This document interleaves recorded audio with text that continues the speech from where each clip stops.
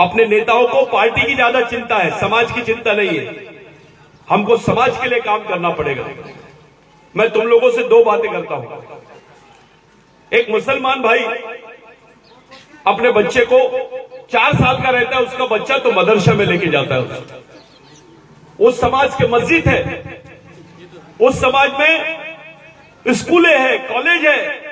वो 4 साल के बच्चे को बताते हैं ये कुरान है बेटा, ये तेरे जीने मरने का रास्ता है, इसको लेके चल, तू आगे बढ़ना है तो तेरे को चलना पड़ेगा। तो वो समाज का पढ़ा लिखा आदमी से लेकर कागज चुनने वाला आदमी भी मस्जिद में एक जगह बैठता है और वो समाज को लेके चलते हैं। वो अपने बच्चे के हाथ में कुरान देता है। एक बौद्ध भाई जिनको कभी ये लोग सब लोग पूरे देश के लोग अछूत बोलते थे, आज देश में एक ताकत बन के उभर गए हो। वो अपने बाप बच्चे के हाथ में बोलता है, बाबा साहब का एक ग्रंथ देता है, बुद्ध और उसका धम्म, ये बाबा साहब का एक ग्रंथ देता है और बोलता है बेटा ये रास्ते से चलो। उनके भी बौद्ध विहार चलते हैं, उनके भी कॉलेज चलते हैं, उनका भी मिशन चलता है। भिक्खू बन के समाज के लिए काम करते हैं। पढ़े लिखे लोग समाज को मदद करते हैं। पूरे देश से दीक्षा भूमि से जो आदेश निकलते हैं पूरे देश के दलित बौद्ध भाई मान लेते हैं।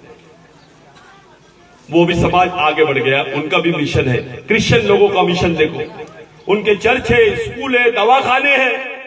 उनके लोगों के 16 साल की भी लड़की रहेगी तो सफेद कपड़े पहन के समाज के लिए काम करने से लग जाते हैं। ब्राह्मणों को देख लो, अपने बच्चे को आरएसएस में डालते हैं। पूरे मंदिरों में उनका कब्जा है, आज देश में राज है उनका। वो भी अपने बच्चे के हाथ में रामायण महाभारत देते हैं, उनको बताते हैं ये रास्ता है, तुम्हारे को बेटा आगे बढ़ना है, ये अपने इसमें अपना इतिहास है, इसको लेके चलो। आपको अगर आपके बच्चे ने बोला, आपके बच्चे ने आपसे पूछा कि मैं कौन हूं इस देश में, मेरा इस देश में क्या अस्तित्व है, मेरे को कौन से रास्ते से जाना है, कौन से रास्ते से बचना है और मेरे को किस तरीके से जीना है, अगर आपको पूछा तो मैं आपसे पूछता हूं कौन सी किताब देंगे अपने बच्चे के हाथ में आप लोग? क्या है आपके पास? क्या बचा है अपने समाज में देने के लिए? अपने बच्चों को, आने वाली पीढ़ी को बचाने के लिए तुम्हारे पास कुछ है क्या? नहीं है। इतना टूट गया अपना समाज की एक किताब भी हम अपने बच्चों को नहीं दे सकते। रे बकरा भी अपने बच्चे को, बकरी भी पाल लेती है, गाय भी पालती है, कुत्ता भी पालता है अपने बच्चे को। इंसान और जानवर में एक फर्क है कि इंसानों का समाज है, उनकी संस्कृति है, उनके विचार है, जानवरों के नहीं है।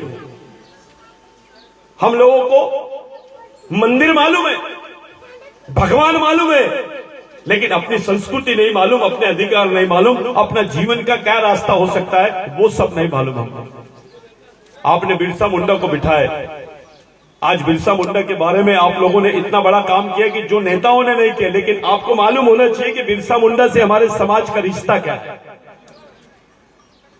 आदिवासियों का क्या रिश्ता है बिरसा मुंडा से। बिरसा मुंडा भगवान से बड़ा आदमी है। मैं तुमको पूछता हूं, देखो क्यों भगवान से बड़ा आदमी है, थोड़ा समझने की कोशिश करो। इस देश में आदिवासी अगर जिंदा है तो सिर्फ इसलिए जिंदा है क्योंकि उसके पास में जमीन है। आदिवासी अगर जिंदा है तो सिर्फ इसलिए जिंदा है क्योंकि उसकी पहचान है आदिवासी है और उसको आरक्षण है।